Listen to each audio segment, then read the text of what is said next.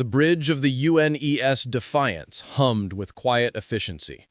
Captain Sarah Chen stood before the main viewport, her hands clasped behind her back, watching the swirling colors of hyperspace fade into the stark black of real space. Around her, the crew worked at their stations with practiced calm, their fingers dancing across holographic displays. "Exit successful, Captain," Lieutenant Marcus Webb announced from navigation. "We are now in the outer reach, coordinates holding steady." Sarah nodded. The outer reach. Even the name carried weight. This was the edge of explored space, where the maps grew thin and the warnings grew thick. For 3 months, humanity had been pushing outward, following ancient signal patterns that suggested something vast lay beyond. The United Earth Navy had authorized this expedition, but they'd done so with hesitation. There were rumors out here, whispers of an empire that tolerated no trespassers. "Sensor sweep," Sarah ordered. "Let's see what we're dealing with." Ensign Yuki Tanaka's fingers flew across her console. "Running full spectrum analysis now, Captain. Picking up..." Wait, her voice tightened. "Multiple contacts. Bearing 270, range 800,000 kilometers. They're big, ma'am. Really big." Sarah felt the familiar tingle at the base of her spine, the feeling that always came before something important happened. On screen, the viewport shimmered, and suddenly they were there. 5 massive vessels, each one easily 3 times the size of the Defiance. Their hulls were dark, almost black, with red geometric patterns that pulsed like veins carrying light instead of blood. They hung in formation, perfectly spaced, perfectly still. "They're not moving," Marcus observed quietly. "No," Sarah agreed. "They're waiting." The silence on the bridge stretched for 3 heartbeats. Then the communications console erupted with sound, not the gentle chime of an incoming message, but a harsh, grating tone that made everyone wince. "Incoming transmission," Communications Officer James Rodriguez reported. "Audio and visual. They're hailing us." "Put it through." The viewport split and a face appeared. It was humanoid, but only just. The skin was a deep crimson, almost purple in places, and the eyes were entirely black with no visible iris or pupil. 3 vertical ridges ran from the forehead down to where a nose should be, and when the creature spoke, its mouth revealed teeth like shards of obsidian. "Unidentified vessel." The voice was deep, resonant, carrying the weight of absolute authority. "You have entered the territory of the Dominion. This is not a greeting. This is not a negotiation. This is a warning. Turn back now or be destroyed." Sarah didn't flinch. She'd faced pirates in the asteroid belts of Sol, stared down corporate security forces over mining rights on Europa, and once talked her way out of a standoff with a rogue AI that had taken control of a weapons platform. This was different in scale, perhaps, but not in principle. "This is Captain Sarah Chen of the United Earth Navy ship Defiance. We come in peace, seeking dialogue and understanding. We mean no harm to the Dominion or its people." The alien's black eyes seemed to bore into her. "Your intentions are irrelevant. This space belongs to the Dominion. It has belonged to the Dominion for 10,000 of your years. You are prey attempting to speak with predators. You are insects buzzing at the feet of giants. Turn back, now." Around the bridge, Sarah could feel her crew tensing. She saw Marcus's jaw tighten, saw Yuki's hands hover over the weapons console without actually touching it. They were good people, brave people, but they were also smart enough to be afraid. Sarah was afraid too, but fear had never been a good reason to stop. "We've traveled 4 light years to reach this region. We've dedicated resources, time, and hope to this mission. Humanity doesn't retreat just because someone tells us we're not welcome. We're explorers. It's what we do, and we're not leaving until we've at least had a conversation." For a long moment, the alien said nothing. Its expression was unreadable, those black eyes revealing nothing. Then slowly, something that might have been a smile crossed its face. It was not a friendly expression. "You are either the bravest humans in your galaxy or the most foolish. Perhaps you are both. Very well. You wish for conversation? You will have it. But know this, Captain Sarah Chen. The Dominion does not negotiate with those who ignore our warnings. The Dominion does not show mercy to those who test our patience. You have one solar rotation to leave our space. After that, your ship and everyone aboard it will become a lesson for any other humans who dare to follow. The transmission cut out. The bridge was silent. Sarah turned to face her crew. Every eye was on her, waiting, wondering what she would do. Some captains might have wavered.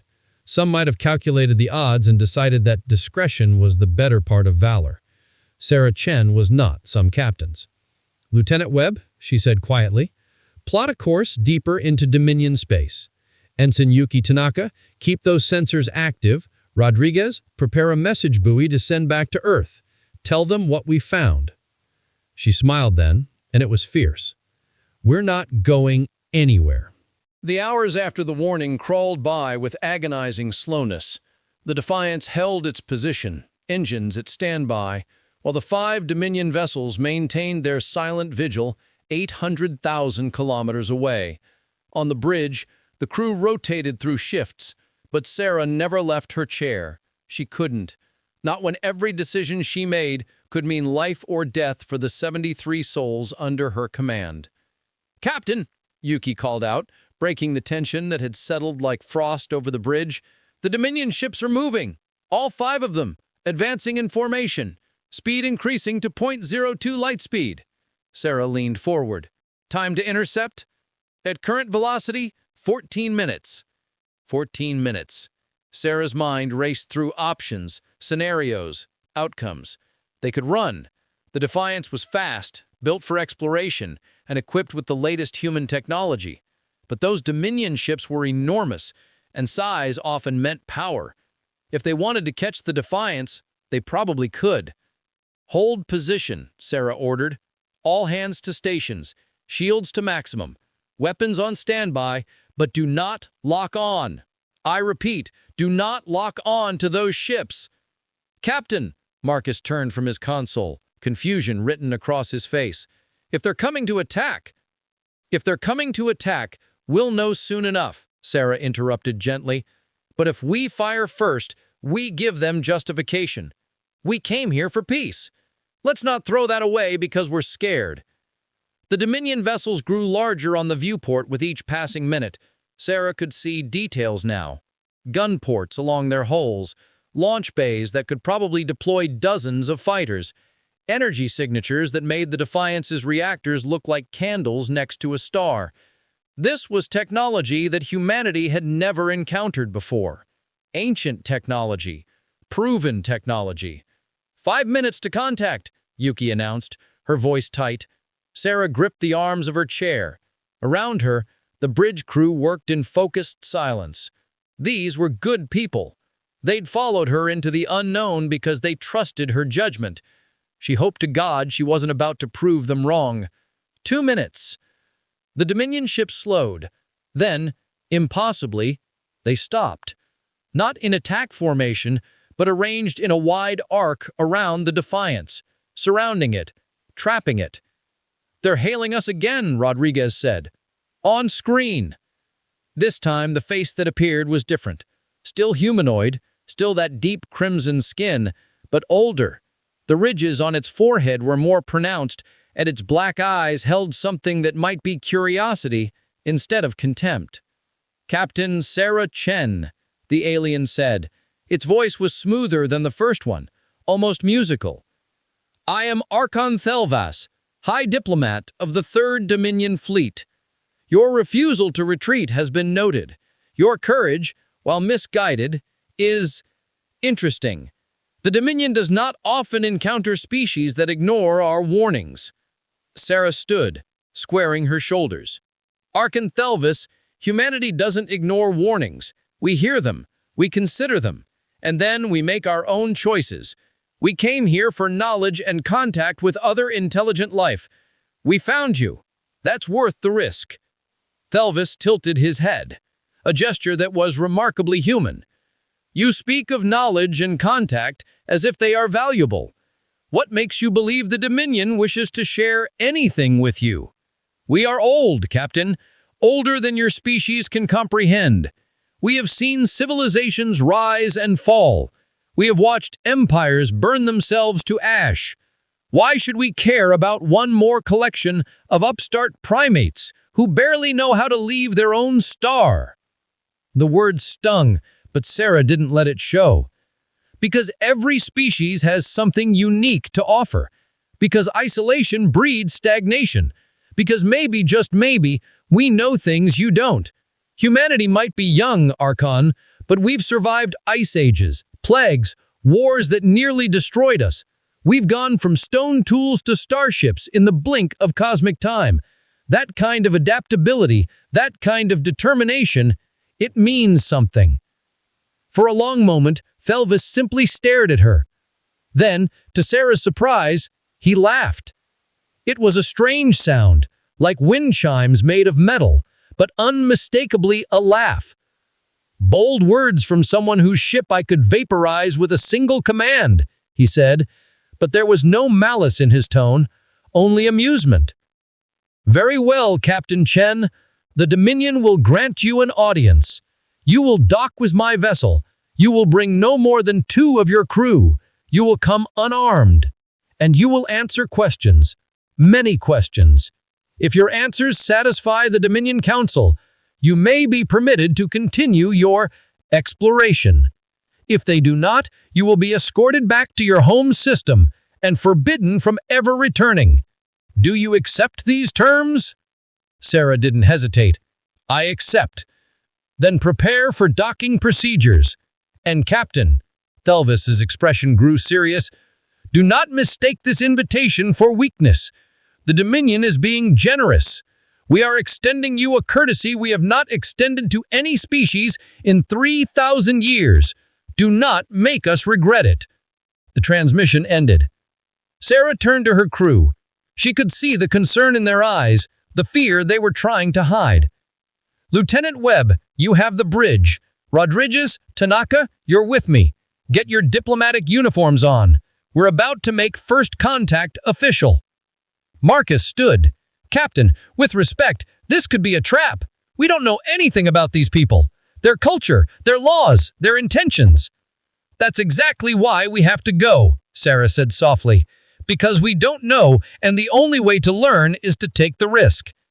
She moved toward the ready room, then paused and looked back at her crew, at the faces she had come to know so well over the past year. Young and old, veterans and rookies, all of them far from home, all of them trusting her to bring them safely. If something happens, she said quietly, if we don't come back, Lieutenant Webb has standing orders to return to Earth. Tell them what we found. Tell them humanity made contact. Tell them we didn't back down. Marcus met her eyes. After a moment, he nodded. Aye, Captain, but you're coming back. All of you. Sarah smiled. Damn right we are.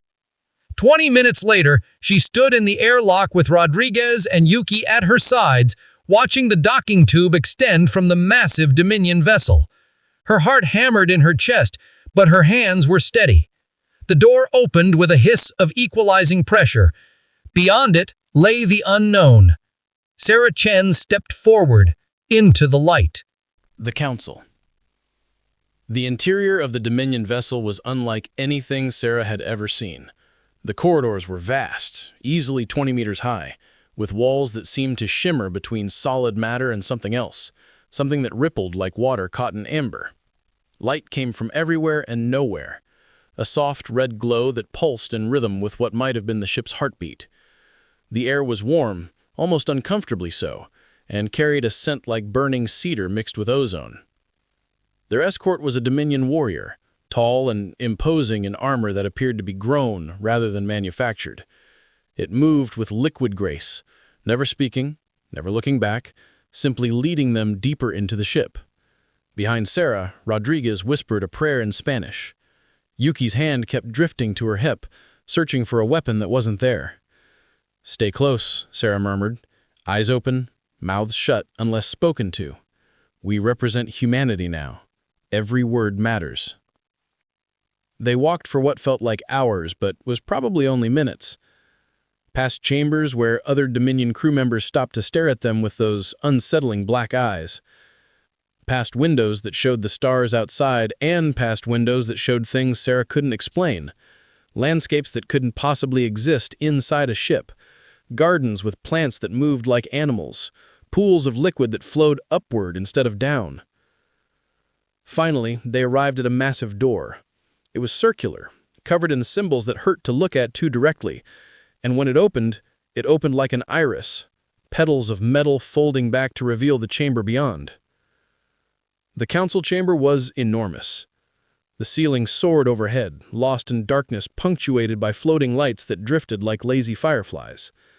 The floor was transparent, showing the void of space below, giving the unsettling impression of standing on nothing. And arranged in a semicircle around the center of the room were 7 thrones, each one occupied by a member of the Dominion Council. Archon Thelvos sat in the center throne. To his left and right were beings that made him look almost human by comparison. Some had additional limbs, others had skin that seemed to shift colors. One appeared to be made entirely of the same crystalline substance as the ship's walls. They were different species, Sarah realized with a start. The Dominion wasn't just one race. It was an alliance, an empire of the ancient and powerful. Captain Sarah Chen of humanity, Thelvos' voice echoed through the chamber. Approach and be recognized by the Council of the Dominion. Sarah walked forward, her footsteps echoing strangely on the transparent floor. Rodriguez and Yuki followed, maintaining formation. When they reached the center of the chamber, Sarah stopped and stood at attention. Not bowing, not kneeling, standing tall. A murmur rippled through the council. "You do not prostrate yourself?" One of the other council members spoke, its voice like grinding stone. It was the crystalline being, and when it moved, light refracted through its body in dizzying patterns. Every species that has stood before this council has offered obeisance. It is tradition. It is expected. "With respect, Counselor," Sarah replied evenly, "humanity doesn't kneel to anyone. We stand as equals or we don't stand at all. If that offends the Dominion, I apologize, but I won't compromise on that principle." The chamber fell silent. Sarah could feel her heart pounding, could sense Rodriguez and Yuki tensing beside her. She might have just doomed them all with 7 words. But she'd meant what she'd said. Humanity had fought too hard, come too far to start bowing now. Then Thelvos laughed, that same wind chime sound, but louder, filling the chamber. "Bold. Foolish, but bold. Very well, Captain. You may stand." He leaned forward, his black eyes gleaming. "Now let us see if your words match your posture. Tell us, human, why should the Dominion care about your species? What can you possibly offer us that we have not already taken from 1,000 worlds?" Sarah took a breath. This was it. The moment that would determine everything. "You ask what we can offer. You're ancient, powerful. You've conquered space while we were still learning to make fire. But that's exactly why you should care about us. Because we're new, because we see the universe with fresh eyes, because we haven't had 10,000 years to become set in our ways." She gestured to the transparent floor beneath their feet. "You've built an empire that spans light years. You've achieved technology that looks like magic to us, but empires can become complacent. Power can breed arrogance. Age can lead to stagnation. Humanity doesn't have that problem. We're hungry. We're curious. We're desperate to learn and grow and become more than we are." Another council member spoke, this one resembling a massive insect with 6 arms and compound eyes that glittered like cut gems. "You speak of hunger and desperation as virtues. We see them as weaknesses. A species that claws and scrambles for every advantage cannot be trusted. You would take what we have built and claim it as your own." "Maybe," Sarah admitted, and the honesty of it seemed to surprise them. "Maybe. Some humans would. We're not perfect. We fight among ourselves. We make mistakes. We've nearly destroyed our own world more than once. But we learn. That's the key. Humanity learns. Every failure teaches us. Every setback makes us stronger. And when we find something worth protecting, something worth believing in, we don't back down. Ever." Thelvos studied her for a long moment. You speak passionately, Captain. But passion fades. What happens when your species realizes that the universe is not the grand adventure you imagine? What happens when you encounter something you cannot defeat, cannot overcome, cannot learn from? What happens when humanity finally meets something that makes you kneel? Sarah met his gaze without flinching. Then we'll stand back up. That's what humans do. We fall and we rise. We lose and we try again. You want to know what makes us special? It's not that we never fail. It's that failure never stops us. The chamber was silent again. The council members looked at each other, and Sarah sensed communication happening beyond words, beyond sound. They were deciding her fate, deciding humanity's fate. Finally, Thelva spoke. You have answered well, Captain Chen. Better than we expected. But words are easy. The Dominion requires proof. We will test your species. We will measure your worth. And if you fail, he paused, letting the threat hang in the air. If you fail, humanity will be marked as unworthy. You will be confined to your home system, forever prohibited from expanding into the greater galaxy. Do you accept these terms? Sarah didn't hesitate. What kind of test? A practical one. Thelvos gestured, and a holographic display materialized in the center of the chamber. It showed a star system, planets orbiting Angulo's sun. One of the planets was highlighted, pulsing with urgent red light. This is the Kelvin system, 17 light-years from here. 3 cycles ago, we received a distress signal from one of our research outposts on Kelvin 4. The signal indicated a catastrophic failure of their primary containment systems. Since then, there has been silence. The insect-like council member continued the explanation. We sent a recovery team. They did not return. We sent a military expedition. They reported strange readings, equipment malfunctions, and psychological disturbances among the crew before communications ceased.